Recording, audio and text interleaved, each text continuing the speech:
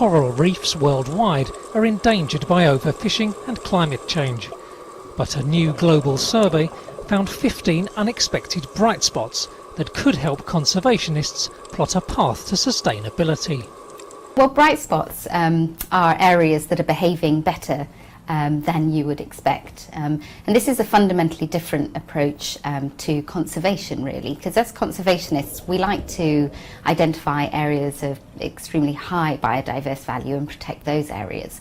But this misses all the other places around the world that are in fact incredibly important to people who depend on those ecosystems for their livelihoods. Among the best performing reefs were the Solomon Islands and Kiribati. Despite population pressures and high fishing levels there, far more fish than predicted were found. The Great Barrier Reef off Australia, the world's biggest reef, performed in line with expectations. But 35 dark spots from Jamaica to Tanzania were identified, with fish stocks dangerously low. Areas where fishermen had access to freezers suffered the largest depletion of stocks. But those where local people depended on reefs for food and were involved themselves in their management performed best.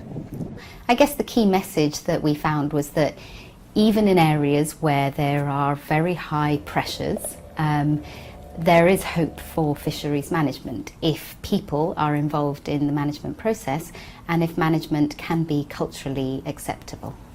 The survey studied more than 2,500 coral reefs in 46 nations and involved researchers from 34 universities and conservation groups. Their findings were published in the journal Nature.